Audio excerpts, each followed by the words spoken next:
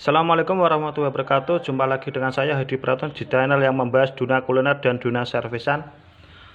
Oke teman-teman, di depan teman-teman ini adalah sebuah timer kulkas 2 pintu ya. Nah, kita tidak tahu apakah ini timer 1.3 atau 1.4. Nah, makanya itu nanti akan saya tunjukkan bagaimana cara mengetahui bahwa timer ini 1.3 atau 1.4 ya.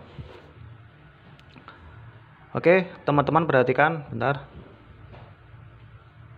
Oke, di sini sudah ada tulisannya. Dari sebelah kiri ada 4, 3, 2, 1 ya.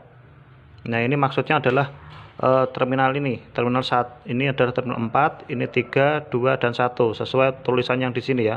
Kalau kita balik, bentar.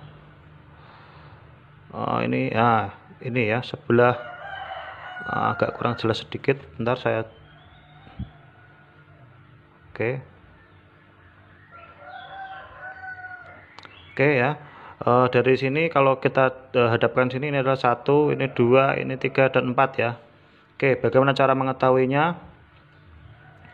Cara mengetahuinya kita lihat diagramnya dulu ya. Jadi teman-teman nanti paham ya. Untuk ini adalah ada dua diagram. Yang sebelah kiri adalah diagram timer 1.3, yang sebelah kanan adalah diagram timer 1.4. Yang membedakan adalah ini motornya. Untuk timer 1.3, sumber tenaganya atau sumber arusnya untuk motor timernya ini adalah 1:3 ya, 1:3.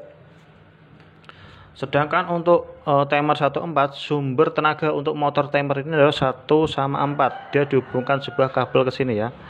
Nah, tuas yang berpindah itu adalah 3, ini 3 nanti kalau kita putar, yang ini kita putar atau kita kasih motornya kita sumber arus atau kita kasih tegangan, ini nanti sewaktu-waktu ini akan pindah ya, dari ini akan pindah ke sini ya.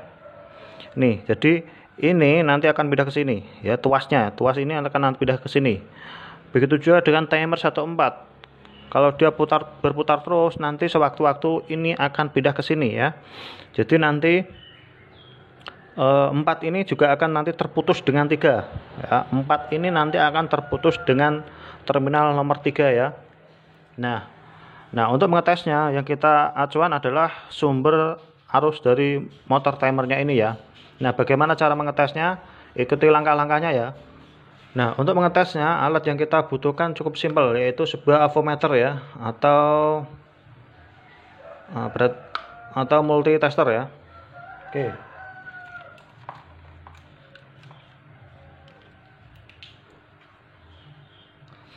Oke ya, ini kita tidak tahu apakah ini timer 1.3 atau 1.4. Kita tes dengan menggunakan avometer. Kita posisikan ke posisi ohm ya. Kita tes dulu apakah dia normal atau enggak. Oke, kalau dia terhubung seperti ini, dia akan 0. Kalau dia putus, dia OL ya. Nah, jadi perhatikan, kalau dia putus berarti dia OL ya. Oke, kita tes.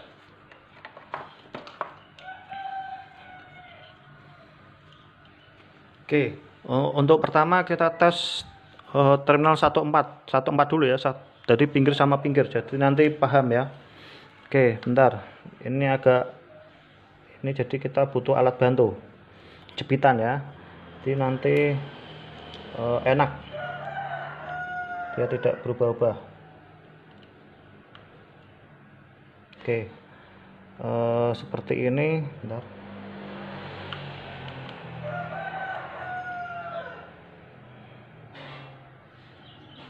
Oke, perhatikan nilainya. Ini pinggir sama pinggir berarti 1:4 ya. Nilainya 29,5 kilo ohm ya. Nah, ini nanti kita putar secara manual. Di sini ada tanda panahnya sebenarnya ke kiri. Kita putar 360 derajat ya. Ini 1.4. Perhatikan yang kita pakai adalah terminal 1:4 ya. Nah, kalau misalkan dia nanti putus, kalau ini kan 1.4, yang motornya kan ini untuk 1.3 kan yang ini. Yang kalau ini adalah motornya kan 1:4 ya. Kalau nanti dia nilainya tetap, berarti ini kan 1.4. Berarti dia berarti dia timer 1.4. Tapi kalau dia OL berarti dia 1.3 karena terputus ya. Oke. Kita putar 360 derajat. Teman-teman perhatikan angkanya.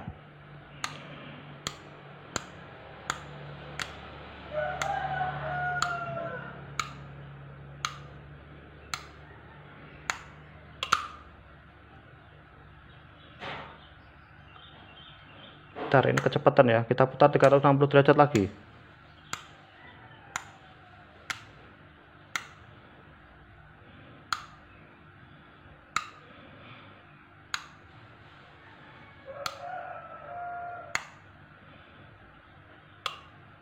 Oke, dia ada ke posisi OL ya. Berarti kan kalau misalkan ini kan 14 ya, 14 ya, ada waktu dia pindah ke 2, berarti dia terputus ya.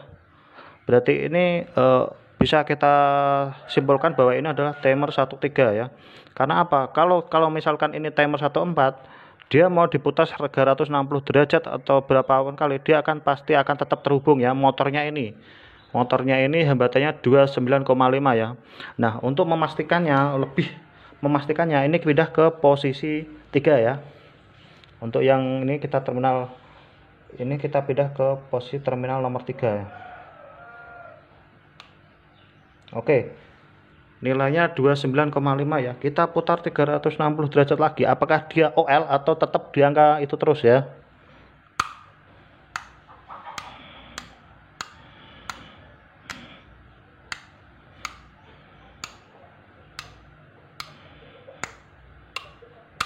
Oke, kita putar 360 derajat, dia nilainya tetap di 29,5 ya. Berarti kan ini diagramnya, motornya adalah sumber arusnya, ini adalah 1/3 ya. Berarti kalau kita putar sampai 360 derajat, dia nilainya tidak berubah menjadi OL ya. Berarti kan ini, berarti ini kita pastikan ini adalah timer 13 ya. Karena apa? Karena kita beli di toko, kadang penjualnya atau tokonya dia tidak paham, dia asal tempel stiker ini 13 atau 14. Karena apa? Di sini tidak ada kodenya. Kalau kita salah beli, itu nanti bisa berakibat fatal ya, kalau asal kita pasang di kulkas 2 pintu. Karena nanti akan posisi ketika defrost, kalau kita salah pasang, baik itu nanti 13 kita pasang 14 atau tipe 14 kita pasang 13, itu akibatnya fatal. Nanti akan ada posisi di mana dia pas saat defrost dia tidak mau kembali ke posisi kerja, atau sebaliknya dia posisi kerja terus dan dia tidak mau posisi defrost.